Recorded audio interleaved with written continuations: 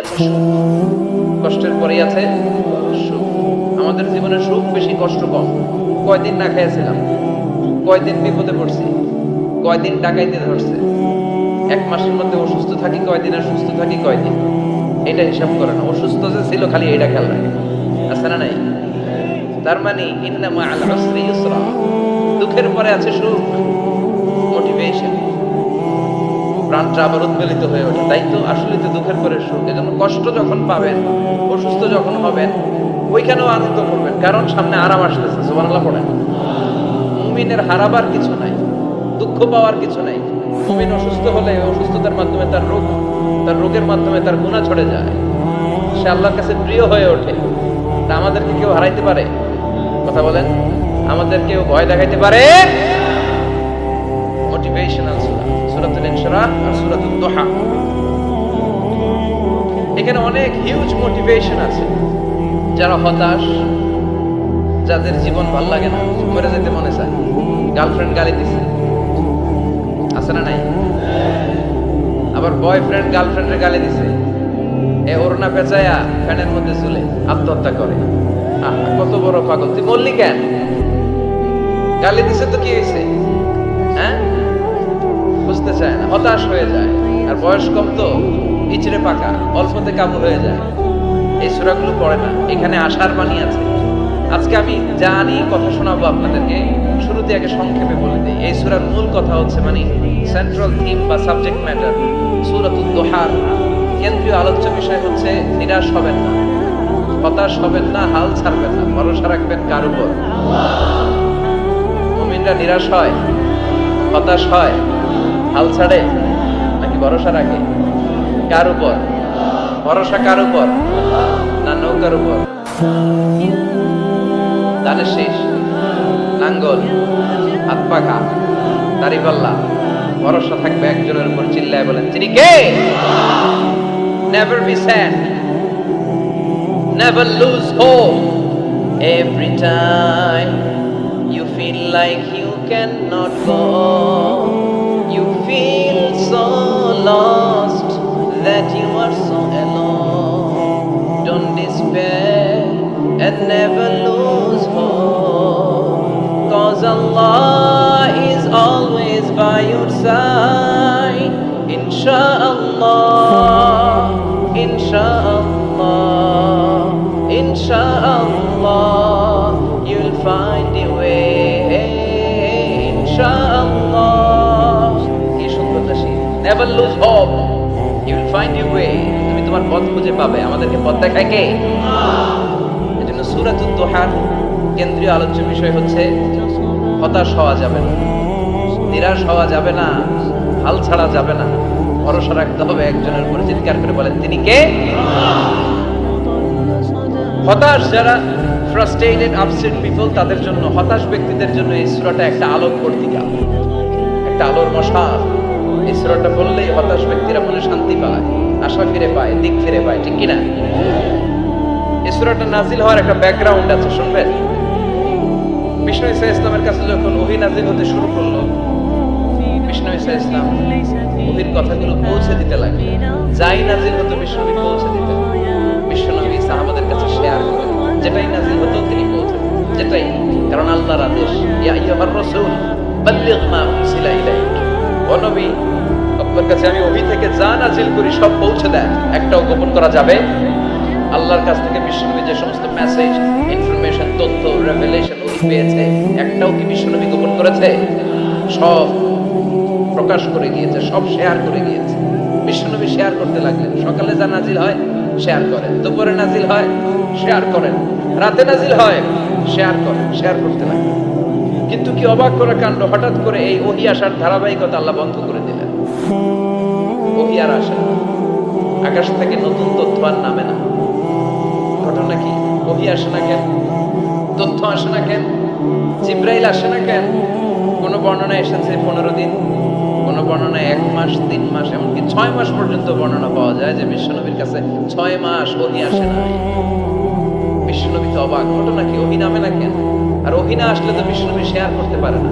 এতদিন যা আসতো বলে বেড়াতো, এখন আসেও না, বলতেও পারে না। কাফির মুশরিকরা বিশ্ব নবীর গালি দিতে শুরু করলো, মুহাম্মদের রব মুহাম্মদের ভুলে গেছে, মুহাম্মদের আল্লাহ মুহাম্মদের ছেড়ে দিয়েছে। বিশ্বনবীর চাচি আবু লাহাবের স্ত্রী উম্মে জামিল বলতে শুরু করলো, কি মুহাম্মদ তোমার শয়তানটা তোমার কাছে আসে না? শয়তান দ্বারা তিনি জিব্রাইলকে বুঝিয়েছেন যে তোমার জিব্রাইল তোমার কাছে আসে না। এভাবে সবাই গালমন্দ করতে শুরু করলো যে মুহাম্মদের আল্লাহ মুহাম্মদকে ভুলে গিয়েছে। বিশ্ব নবী ইসলাম নিজেও হতাশ হয়ে গেলেন, কি রে ওহি আসে না কেন? আমার কোনো ভুল হচ্ছে না তো? আমার কোনো অপরাধ হয়ে গেল না তো? আল্লাহ কি আমার উপর অসন্তুষ্ট হয়েছেন? আল্লাহ কি আসলেই আমারে ভুলে গেছেন? আল্লাহ কি আমাকে ত্যাগ করেছেন? তিনি কি আমার উপর রেগে আছেন? আমরাও মাঝে মাঝে এরকম হতাশ হয়ে পড়ি। এরকম হতাশ লোক আছে না নাই? কিরে আমার দোয়া কবুল হয় না কেন? আল্লাহ আমার ডাকে সাড়া দেয় না কেন? আমার জীবনে এত দুঃখ কেন? আমার জীবনে তো ভালো কিছু হয় না, খালি সব কষ্ট আমার কেন? এরকম আছে না নাই? এরকম হতাশদের জন্য এই সূরাটা একটা আলোক বর্তিকা, মোটিভেশনাল সূরা। আলহামদুলিল্লাহ পড়েন। বিশ্বনবীকে আল্লাহ আশ্বস্ত করলেন আর এই সূরাটা নাযিল করলেন আর বললেন ওয়াদ-দুহা। ওয়াদ-দুহা, দুহা মানে আলো, দুহা মানে আলো, প্রভাতের সূর্য কিরণের শপথ। Look up, the sunlight, it's a very beautiful day out there. নবী হতাশ হবেন না, বেরোন, সকালের সূর্যটা কত সুন্দর, কি ঝলঝলে পৃথিবী, ফকফকে আর তকতকে, দেখলেই মনটা ভরে যায়, ঠিক কি না? দুহা, দুহা মানে আলো, আশার আলো, সম্ভাবনার আলো। আমাদের জীবনে আলোর দরকার আছে না নাই? আলো না থাকলে আমরা বাঁচতে পারবো? আলো লাগে বড় আলো। এই আজকে আলো না থাকলে আমার দেখা যাইতো? এজন্য কোরআনকে আল্লাহ আলো বলেছেন। কোরআনকে কি বলেছে? কিতাবুন আনজালনাহু ইলাইকা লিতুখরিজান নাসা মিনাল যুলুমাতি ইলান নূর। ও Muhammad, I've revealed this holy Quran unto you to lead the mankind out of darkness into the light. অন্ধকার থেকে লাইট, লাইট মানে কি? আলো, আলোর দিকে নেয়ার জন্য কোরআন পাঠিয়েছে। আবার বিশ্বনবীকেও আল্লাহ নূর, নূরের সাথে তুলনা করেছেন। আবার বিশ্বনবী আল্লাহর কাছে নূর চাইতেন, বলতেন আল্লাহ আমার ডানে আলো দাও, আমার বায়ে আলো দাও, আমার সামনে আলো দাও, পিছনে আলো দাও, উপরে আলো দাও, নিচে আলো দাও, আমার দেহে আলো দাও, আমার মাংসপেশির ভিতরে আলো দাও, আমার হাড্ডির ভিতরে আলো দাও, আমার জন্য তুমি আলো দাও। পড়ে না আমিন? এজন্য আলো ছাড়া বেঁচে থাকা অসম্ভব। আল্লাহ তাআলা আলোর নামে সূরা দিলেন, সূরাতুদ দুহা, প্রভাতের আলো, প্রভাতের সূর্য কিরণের শপথ, আলোর শপথ। সুবহানাল্লাহ পড়েন। এরপর আল্লাহ বললেন ওয়াল লাইলি ইযা সাজা, আলোর শপথ, সকালের সকালবেলার সূর্য কিরণের শপথ।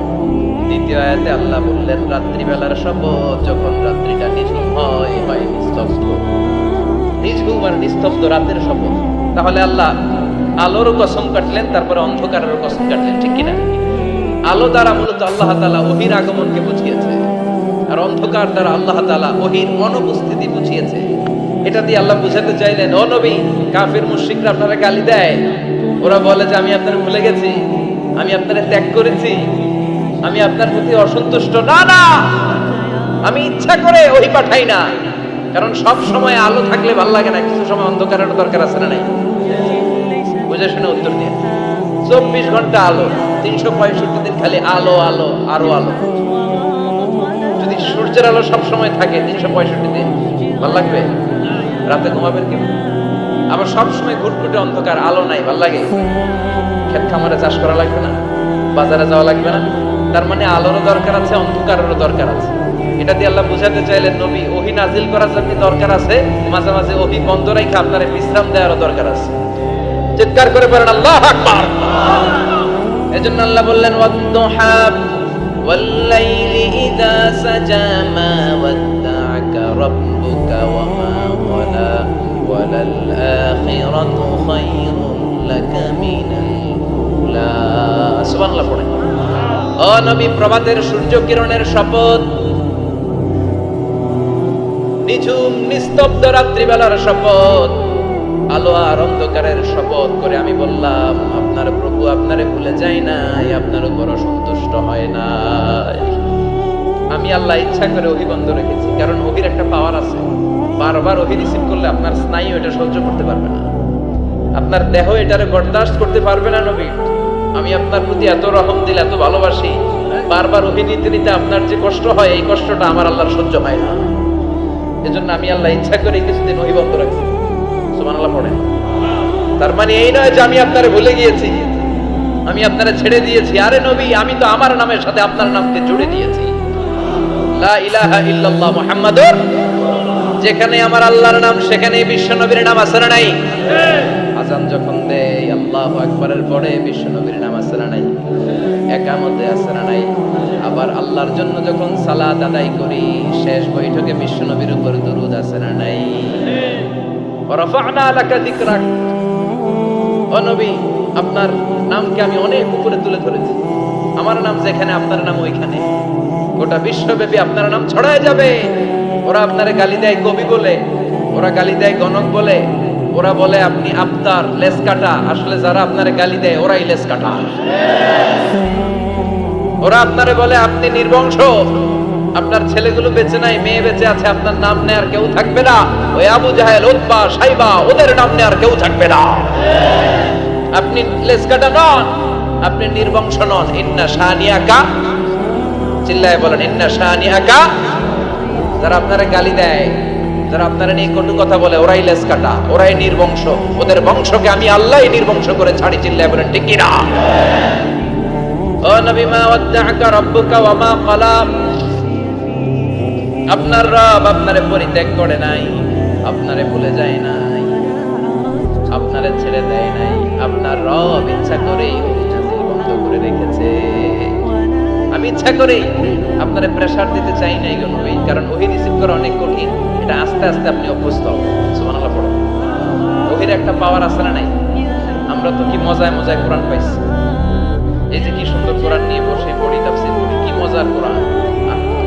এই কোরআনটা রিসিভ করতে যে বিশ্বনবীর কত কষ্ট হয়েছে।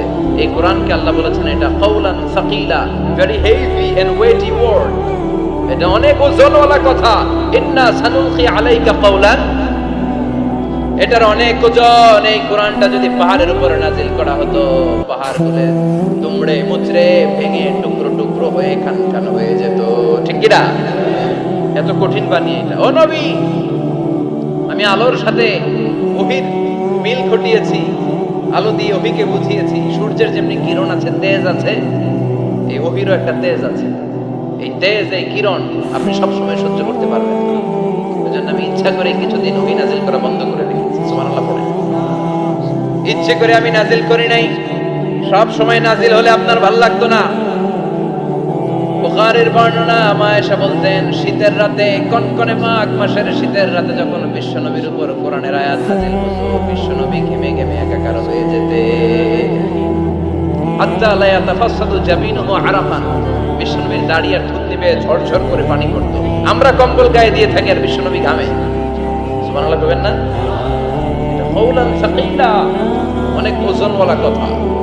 আবার বিশ্বনবী যখন ওটের উপরে বসে থাকা অবস্থায় কোরআনের আয়াত নাজিল হতো, ওটের বুকটা মুহূর্তের মধ্যে বালুর মধ্যে, জমিনের মধ্যে লেগে যেত।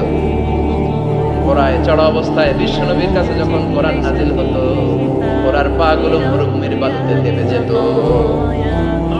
মাঝে মাঝে বিশ্বনবী সাহাবাদের রানের উপরে, পায়ের উপরে মাথা দিয়ে শুয়ে পড়তেন ক্লান্ত।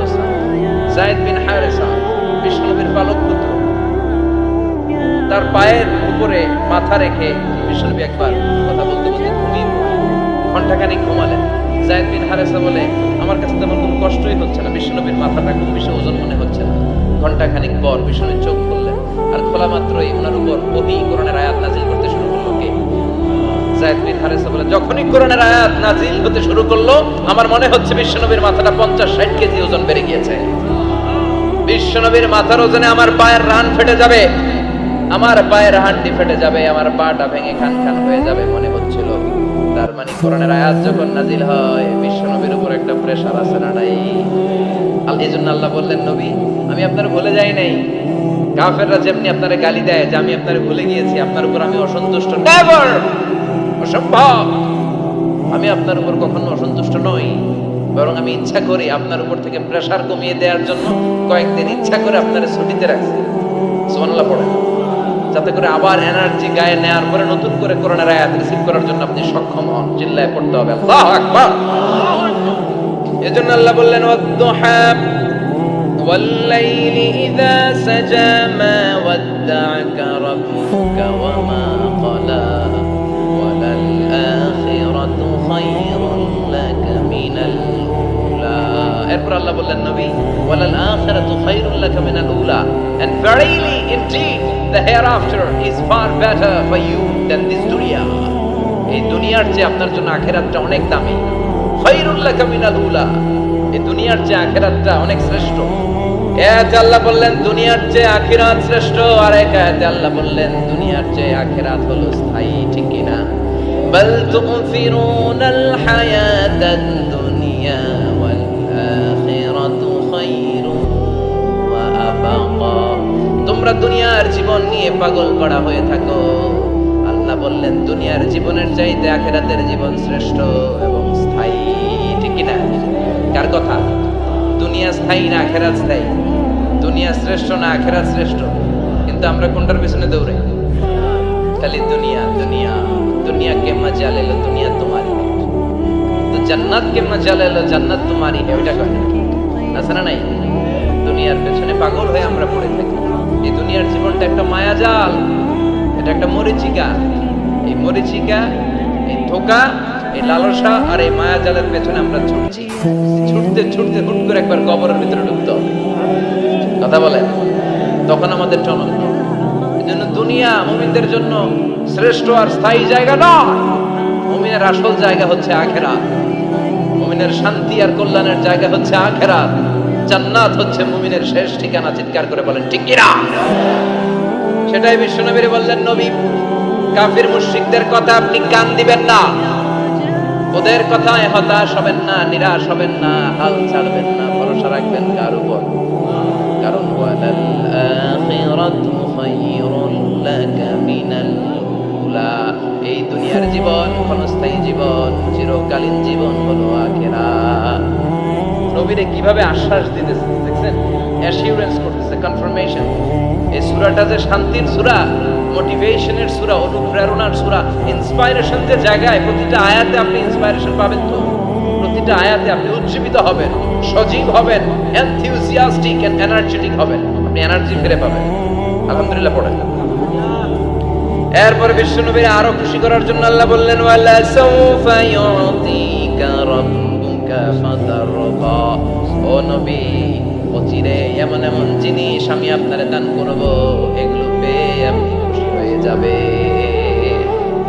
কে বলে কারে বলে শুনতেছেন বুঝতেছেন কষ্ট হচ্ছে না তো ওয়ালা সাউফা ইউতিকা রাব্বুকা ফাতারবা অচিরেই এমন এমন জিনিস আমি আল্লাহ আপনারে দান করবো ওরা আপনারে গালি দেয় ওদের কথা আপনার মন খারাপ আপনি হতাশ ভয় পাবেন না হতাশ হবেন না নিরাশ হবেন না আমার উপর ভরসা রাখেন না এমন এমন জিনিস আমি আপনারে দেব ওগুলো পেয়ে আপনি খুশি হয়ে যাবেন সুবহানাল্লাহ পড়েন আল্লাহর কাজই হলো বিশ্বনবীরে খুশি রাখা Verily I'm going to give you something that will make you happy এমন জিনিস আপনারে দেব নবী আপনি খুশি হয়ে যাবেন আল্লাহর কাজই হচ্ছে বিশ্বনবীর খুশি রাখা যেখানে বিশ্বনবীর মন খারাপ ওইখানে বিশ্বনবীর আল্লাহ আছে না বিশ্বনবীর উপাধি দিয়েছেন আল্লাহ হাবিবুল্লাহ কি দিয়েছে আর সাইয়েদনা ইব্রাহিমের উপাধি খলিলুল্লাহ দুইজনই আল্লাহর প্রিয় দুইজনই উলুল আজমি মিনার রাসূল কিন্তু খলিল মানেও বন্ধু হাবিব মানেও বন্ধু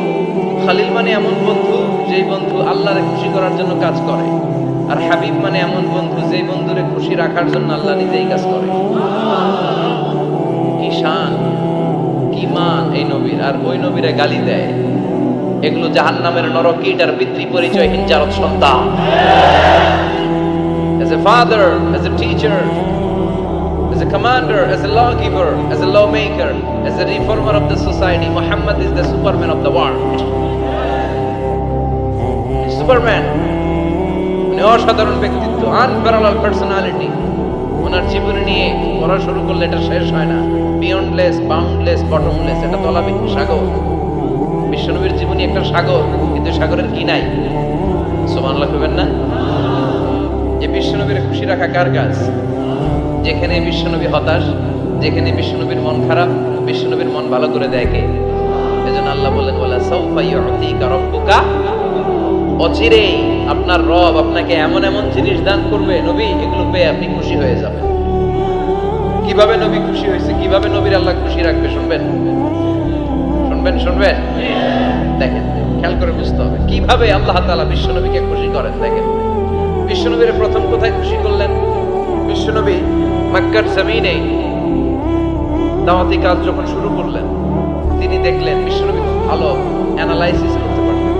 তিনি মক্কার সোসাইটিটাকে, সমাজটাকে বিশ্লেষণ করে অ্যানালাইজ করে উনি দেখলেন যে এই মক্কায় দাওয়াতি কাজের একটা শক্ত অবস্থান নিতে হলে দুইজন লোকের একজন আমার চাই।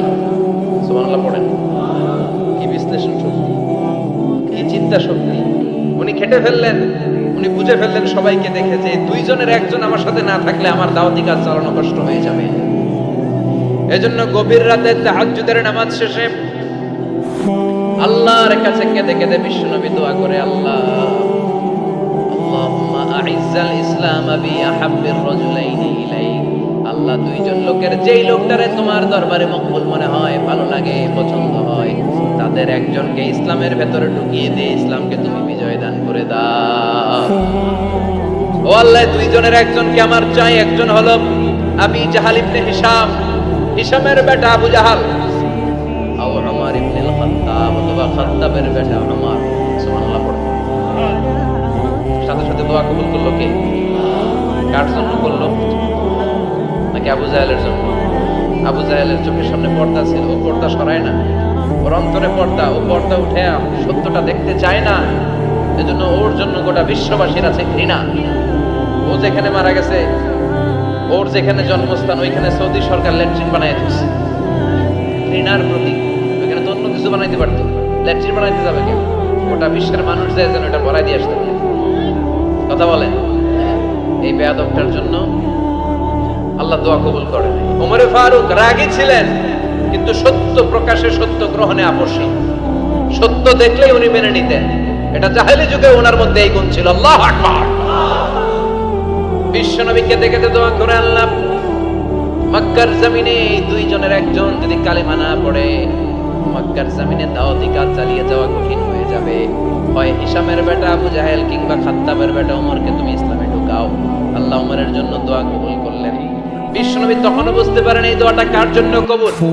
হঠাৎ ওমরে ফারুক বিশাল একটা নাঙ্গা তলোয়ার নিয়ে বিশ্বনবীকে হত্যা করার জন্য ছুটে এলো।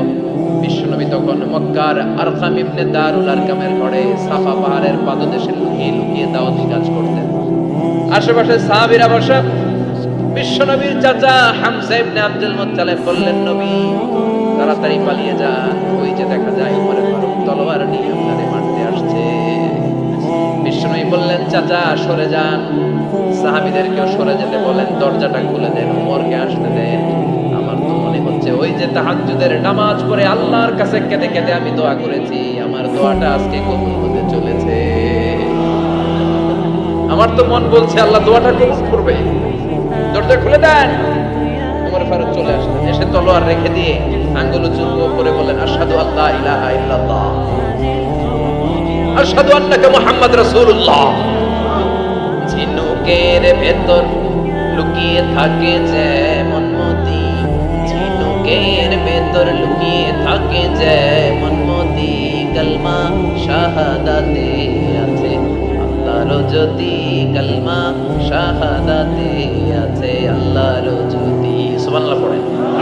কি আল্লাহর জ্যোতি এসে ওমরে ফারুকের হৃদয়টাকে নুরানি করে দিল।